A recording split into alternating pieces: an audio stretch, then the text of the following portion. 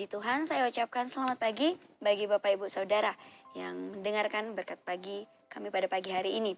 Langsung saja kita mau lihat kebenaran firman Tuhan pada pagi hari ini yang datang dalam kehidupan kita di dalam Keluaran. Kita akan fokus pada pasalnya yang pertama.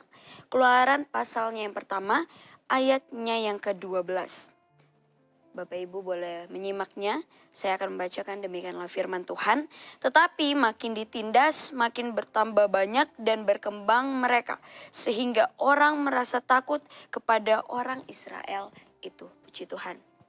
Bapak Ibu Saudara, saya mau sampaikan pada pagi hari ini kebenaran firman Tuhan.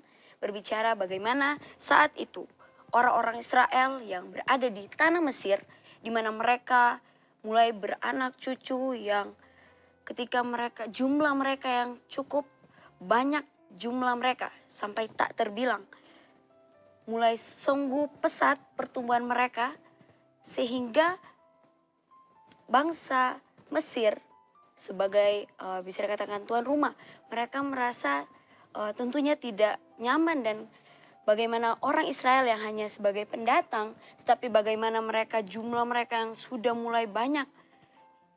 Di situ kita melihat Raja Mesir, dia tidak mau jangan sampai mereka yang berkuasa. Sehingga dia menyampaikan kepada budak-budaknya bagaimana untuk mereka melakukan yang bisa dikatakan kerja paksa.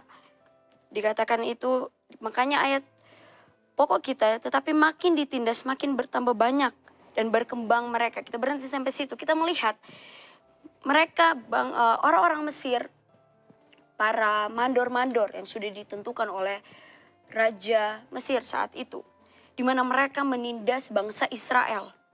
Seolah-olah mereka mau menghentikan pertumbuhan mereka.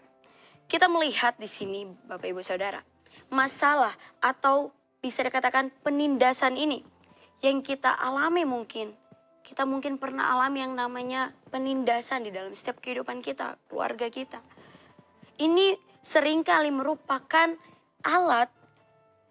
alatnya Tuhan untuk membentuk setiap karakter kita, iman kita, agar kita boleh semakin bertumbuh di dalam Tuhan.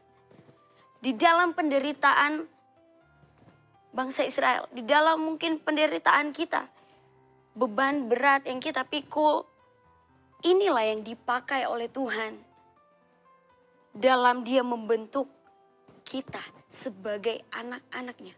Begitu juga bangsa Israel sebagai umatnya Tuhan pada saat itu. Ternyata ini merupakan alatnya Tuhan. Tuhan memakai segala penderitaan yang dialami setiap kita, orang-orang percaya, untuk membentuk karakter kita. Agar supaya kita mengalami yang namanya pertumbuhan di dalam Dia, di dalam Tuhan. Sehingga di dalamnya, di dalam pertumbuhan itu menghasilkan yang namanya buah-buah.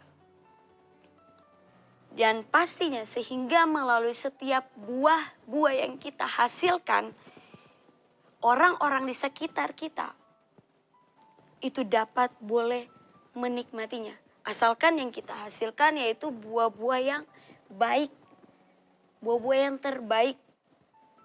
Itulah kita boleh menjadi berkat dimanapun kita pergi berada. Kita melihat bangsa Israel, mereka ditindas.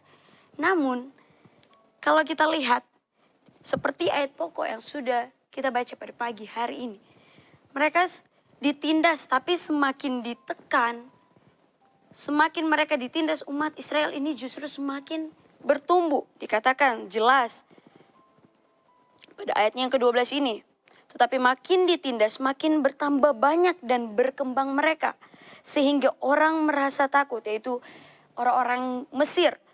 Mereka merasa takut kepada orang Israel itu.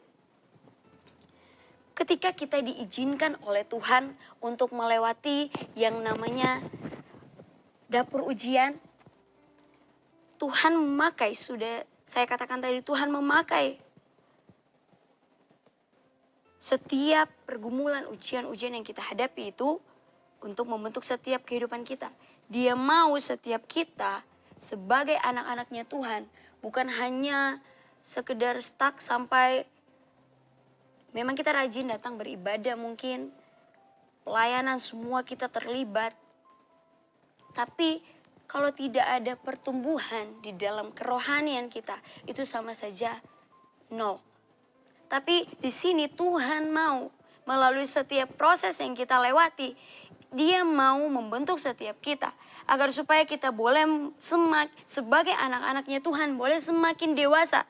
Kita boleh Dia membentuk karakter kita, melipat gandakan setiap kapasitas rohani kita. Sehingga ketika kita sudah berada di titik kedewasaan rohani, pertumbuhan rohani, kita tidak mudah tersinggung, tidak mudah menyalahkan orang lain di dalam mungkin pelayanan, di gereja, di tempat kerja, dan lain sebagainya. Mungkin manusia, dunia ini memakai intimidasi untuk melemahkan kita. Tetapi kita mau percaya bahwa kita mempunyai Tuhan yang besar. Dia yang mampu mengembalikan setiap keadaan kita yang mungkin kita merasa yang paling terpuruk. Tuhan itu sanggup membalikan keadaan kita. Sehingga kita percaya bahwa kalau Tuhan yang sudah membuka setiap pintu-pintu bagi kita, pintu bagi kita setiap masalah-masalah kita, ekonomi kita, apapun itu. Kalau Tuhan yang sudah membukanya, kita percaya tidak ada satupun manusia yang dapat menutupnya. Amin. Puji Tuhan. Biarlah kebenaran firman Tuhan ini boleh datang terus di dalam kehidupan kita, boleh menjadi kekuatan bagi kita. Kita ingat ketika hidup kita terus berada di dalam tangan Tuhan, hidup kita ini, karakter kita ini boleh menjadi saksi bagi setiap orang-orang yang ada di sekitar kita. Amin untuk kebenaran firman Tuhan. Sampai di sini Tuhan Yesus memberkati. Immanuel, Allah beserta dengan kita.